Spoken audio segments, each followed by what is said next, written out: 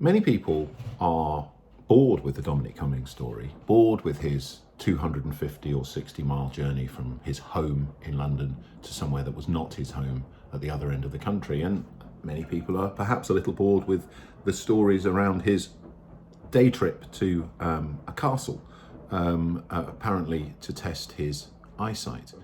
I'm not bored with it. I think it's really important because we are at the moment living through an existential crisis for our country. The biggest crisis economically and in terms of people's health and welfare that we have had at the very least since the Second World War. And what our government does matters. It matters because if people don't listen to the briefings, if they don't listen to the government because they don't trust the government, because they think the government are hypocrites, because they think the government don't believe that the law applies to them, it only applies to the rest of us, and therefore people stop following guidance, which may well be wise guidance based on scientific advice, what's going to happen is that more and more people will die, and more people in this country will be damaged by the policies and the actions taken by the government, as so many people have already died, for example, in care homes, as a result of a complete lack of planning around the elderly and the vulnerable, and indeed in the NHS, where many members of staff have died because of lack of access to the proper protective equipment. So this all matters. It matters whether people listen to the Prime Minister when he speaks to the country. It matters whether people listen to the Health Secretary when he tells people what to do, and in particular when he tells them to, quote, stay at home, particularly if they're in any way infected or infectious with the virus.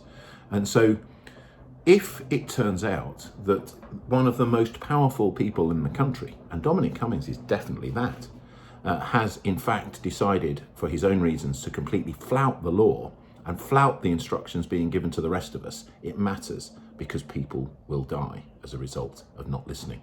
Now, it's a really simple case, it seems to me. The coronavirus regulation was very clear. It said that you cannot leave your home without a reasonable excuse.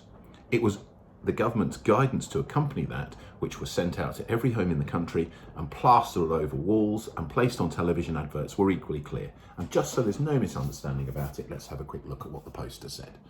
The poster said, coronavirus, isolate your household, stay at home. And in relation to symptoms, the poster says this: if you or anyone in your household has a high temperature or a new and continuous cough, even if it's mild, everyone in your household must stay at home for 14 days and keep away from others. What it doesn't say is, unless there's a possibility that at some point you might need some childcare help, in which case you can drive anywhere you like, even if that involves the risk of coming into contact with the emergency services if you were to have an accident, or indeed if you were to become ill and need an ambulance, and even if, in fact, you don't have a need for childcare at the time that you travel. It doesn't say any of that because that's so patently the opposite of what the Prime Minister and all of the government spokespeople were saying at the exact time at the end of March that Dominic Cummings chose to travel. The fact is he completely ignored that poster and that advice and completely ignored the requirement that he stay at home, symptomatic in that household, and not travel and risk infection up and down the country. And if there's any doubt about it from the poster, there wasn't from the TV advert. You can see a still of the TV advert there at the top. It says, stay home, protect the NHS, save lives. It also says, it said on the television advert, if you go out, you can spread it, people will die. And it's so obvious that that was the case. And so many people had to deal with so much tragedy and so many difficult choices not to visit sick relatives and perhaps dying relatives, and were prevented from going to funerals because of the government regulation and the government guidance. Tens and hundreds of thousands of people have lost their jobs or have lost huge amounts of income. Thousands have died from other health effects because of lack of access to proper medical care during lockdown, and people avoiding going to doctors when they were actually seriously, if not terminally ill. And so this is absolutely critical guidance. And we were being told daily, stay at home, stay at home, stay at home. Mr. Cummings, where was your home? at the end of March? Did you live in London? Was that your home? Or was your home in Durham? Because if your home was not in Durham, you broke the law and you broke the government's own messaging and clear guidance that was being given to every citizen of this country. Did you consider the risks to others with whom you may have contact? Did you consider the risks within the vehicle of you all becoming infected because you were travelling in such close proximity and not self-isolating at your home as you were supposed to under the rules put in place by your own government? And let's just think about this for a moment. If this was all an entirely legitimate decision based around the welfare of your son, did you clear it with the head of the civil service? Did you make anybody in government aware of your intention to travel up and down the country in your car whilst carrying the virus with you? And if so, let's see the messages, let's see the texts, the emails. It doesn't take long, does it? If you've got the physical strength to drive 250 or 260 miles, you probably can just about manage to get your thumb on the phone to tell the head of the civil service or one of the other senior officials at Downing Street, I am going to travel up and down the country and I'm going to do it for the welfare of my son.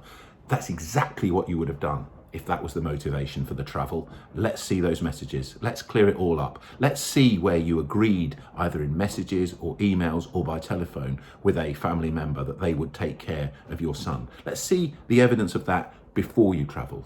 Not the evidence that when you got caught weeks later, but the evidence that you were actually thinking about those things and doing those things at a time when the messages that were coming out made no reference to the fact that you weren't at home and that you'd in fact travelled to Durham.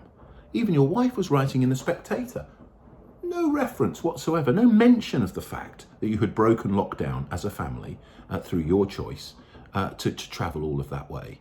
So if it was all so above board, let's just see the evidence that that was communicated to somebody, because it was a hell of a risk if you did it without communicating it to anyone, because you were obviously going to be seen when you were out and about.